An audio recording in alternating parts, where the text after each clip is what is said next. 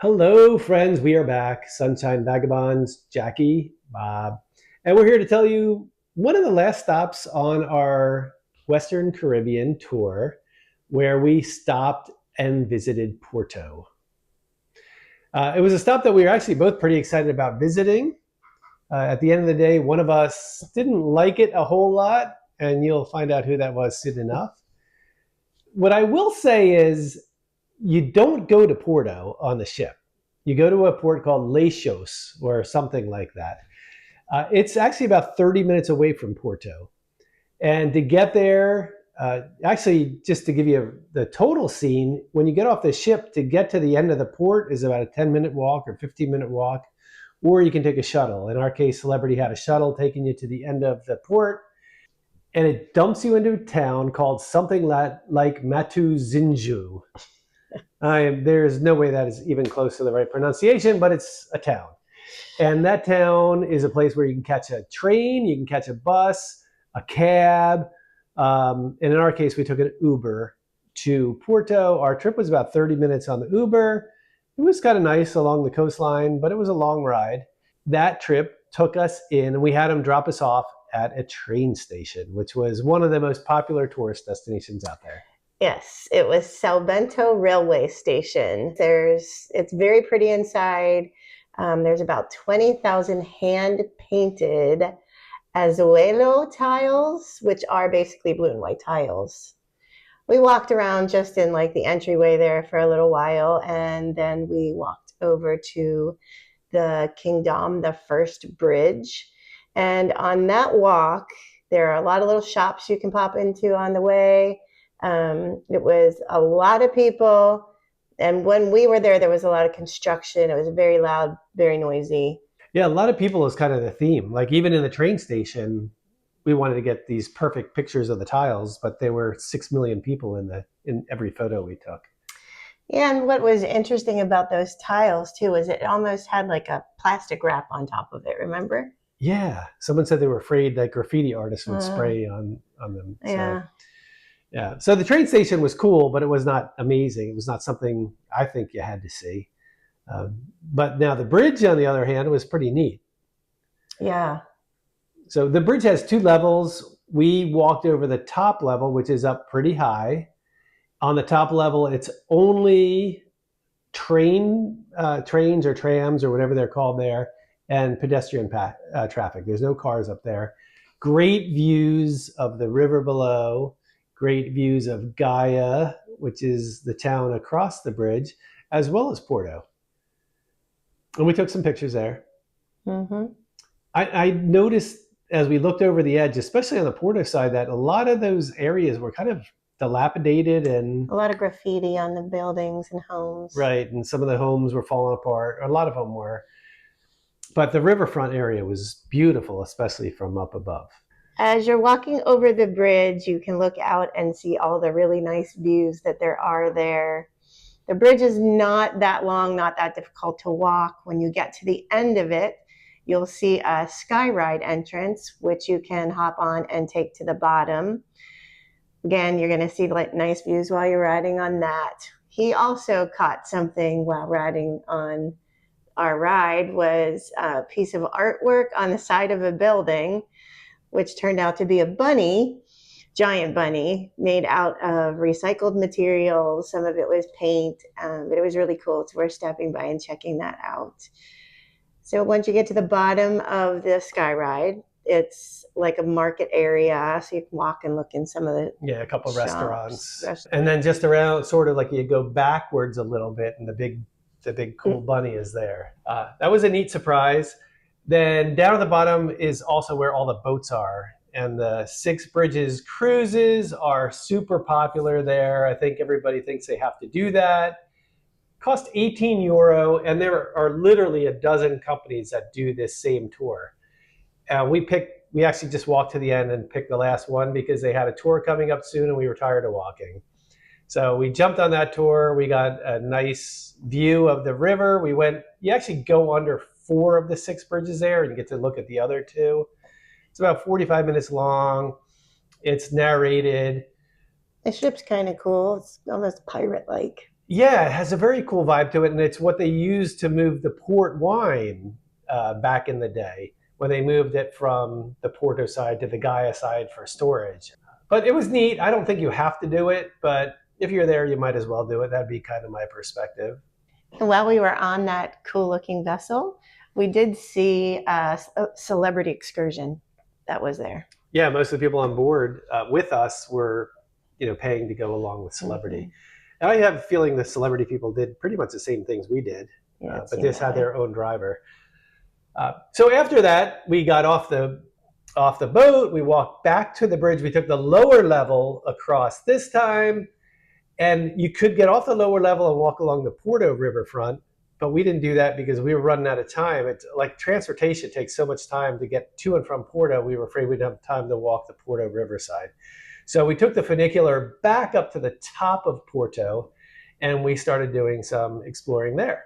There's a lot of things you can do up at the top in Porto.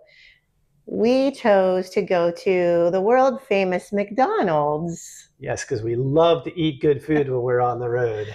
Yeah, it is very unique. From the eagle in the entranceway has some sort of significance.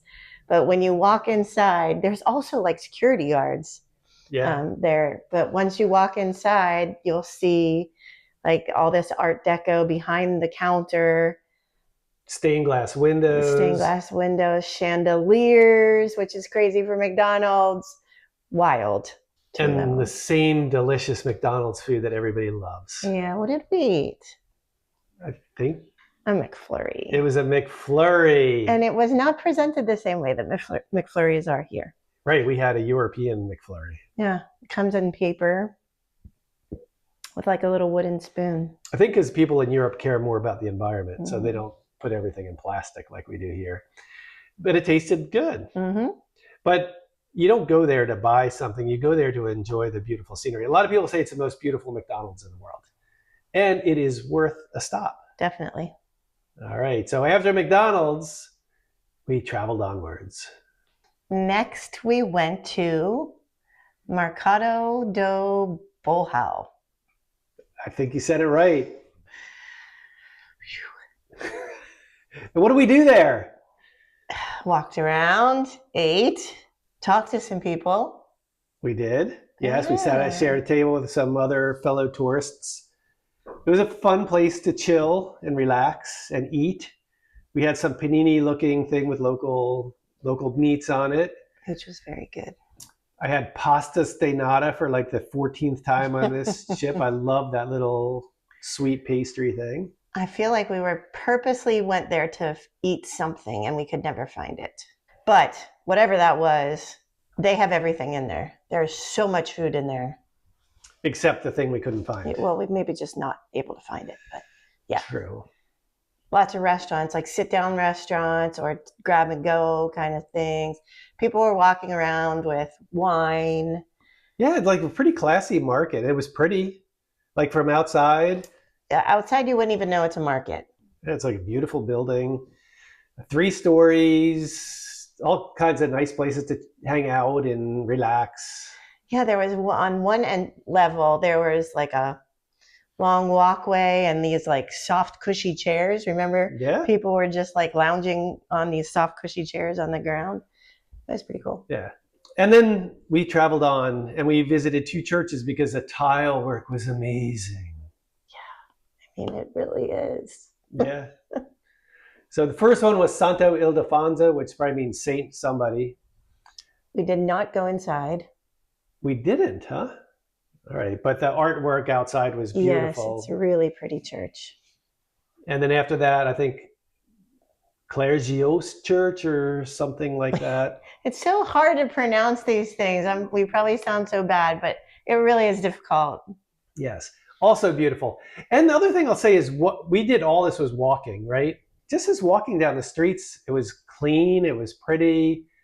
And you'd come across storefronts or little chapels and churches here and there that also had beautiful tile work. So the walk itself was very pleasant.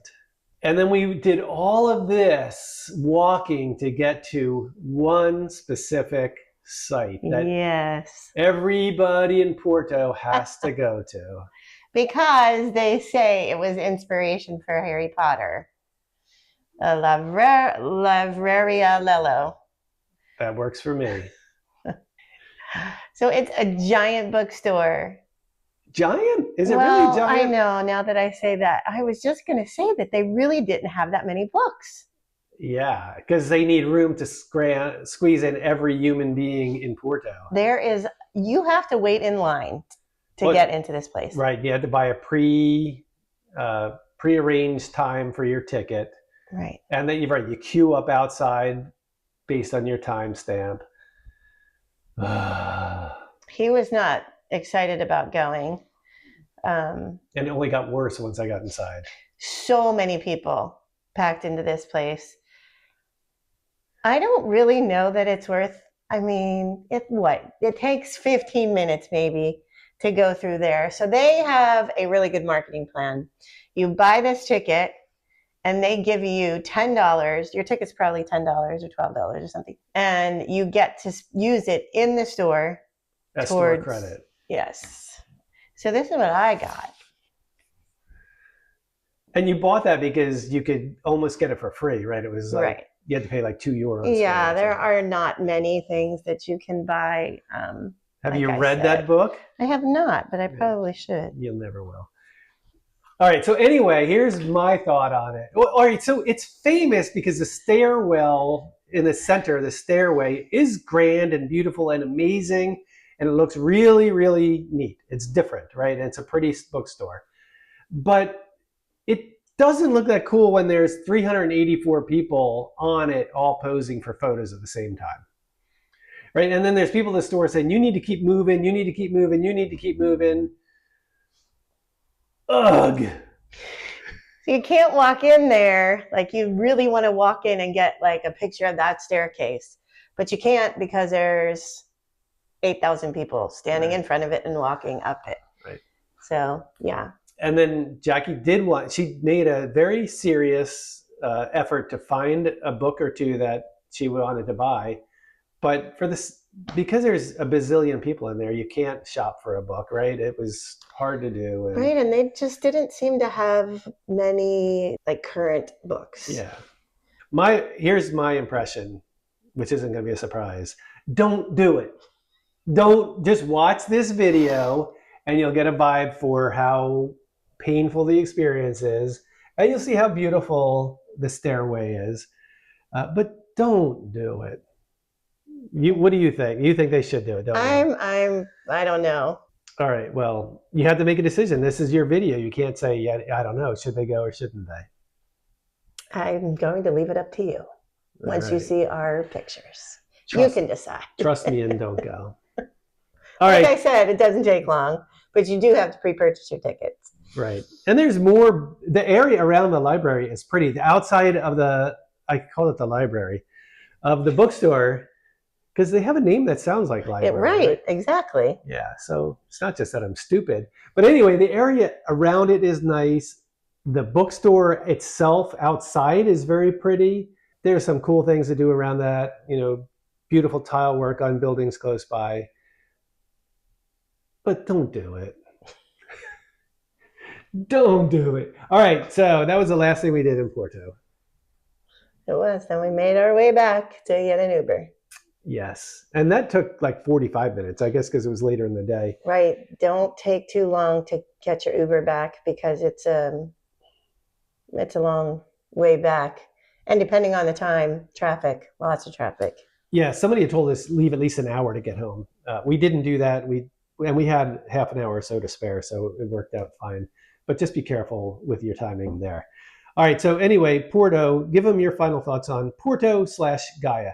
And the one thing I didn't mention is Porto and Gaia are really famous for port wine.